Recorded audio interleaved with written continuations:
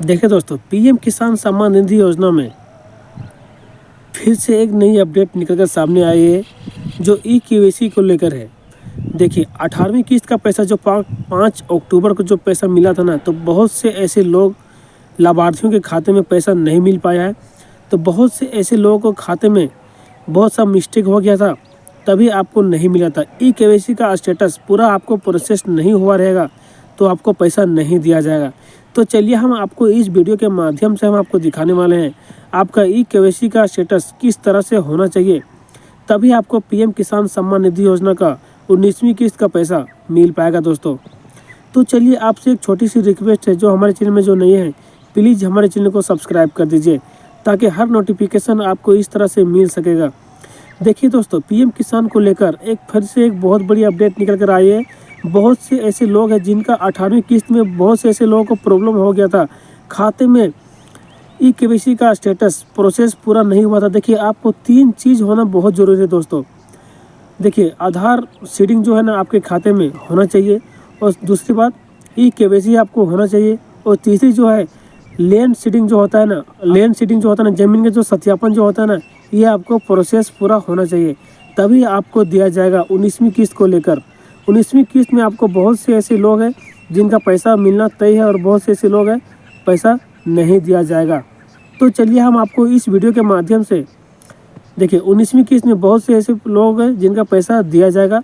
अभी लाभार्थी जितना इस योजना से लाभ ले रहे हैं, पीएम किसान सम्मान निधि योजना को, आपका स्टेटस पूरा प्रोसेस नहीं हुआ है, तो आप चलिए आपको दिखाते हैं किस तरह से होना चाहिए, तभी आपको पीएम किसान सम्मान निधि योजना का पैसा दिया जाएगा।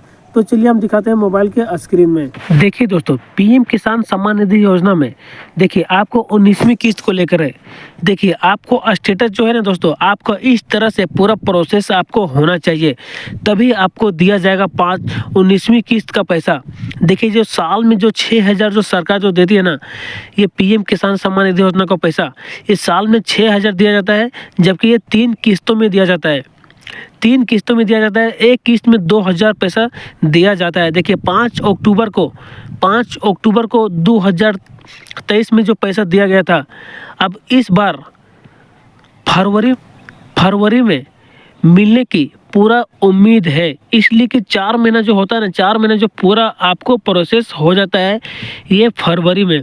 तो 19वीं किस्त का पैसा ये आपको फरवरी में दिया जाएगा।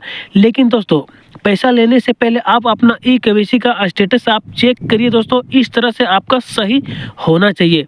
देखिए लैंड सीडिंग जो है, आपको जो ज़मीन का जो सत्यापन जो होता है ना, इस तरह से आपको एस होना चाहिए। देखिए दूसरा है आधार बैंक अकाउंट सीडिंग स्टेटस, ये भी आपको होना चाहिए।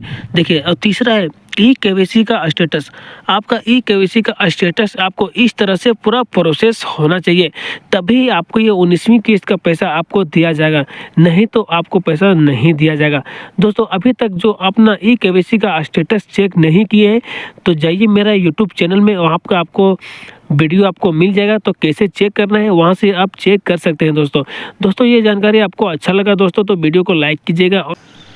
तो देखिए दोस्तों, ये जो लैंड सीडिंग जो होता है ना, बहुत से ऐसे लोगों को प्रधानमंत्री पीएम किसान सम्मान निधि योजना में बहुत से लोगों को रजिस्ट्रेशन करवाने के बाद आपका जो है किस्त आपको नहीं दिया जाएगा। जब तक आपका स्टेटस पूरा प्रोसेस नहीं होगा, तब तक आपको प्रधानमंत्री पीएम किसान सम्मान निधि योजना में जो साल में जो 6,000 दिया जाता है ना, ये आपको नहीं दिया जाएगा जब तक आपका ई केवाईसी स्टेटस हो गया पूरा। ये जो प्रधानमंत्री किसान सम्मान निधि योजना का स्टेटस है आपको चेक करा लेना। देखिए लैंड सीडिंग होता है, जो जमीन का सत्यापन होता है, बहुत से ऐसे लोगों को सत्यापन नहीं होने के काम रुक जाता है, तो वैसे लोगों को जाके अपना ब्लॉक में जाना है, आपको लैंड सीडिंग वहां से आपको सही करवा लेना है। जमीन का सत्यापन पूरा प्रोसेस करवाने के बाद आपको प्रधानमंत्री किसान सम्मान निधि योजना में साल में 6,000 आपको दिया जाएगा, नहीं तो आपको ये नहीं होने के बाद आपको नहीं दिया जाएगा।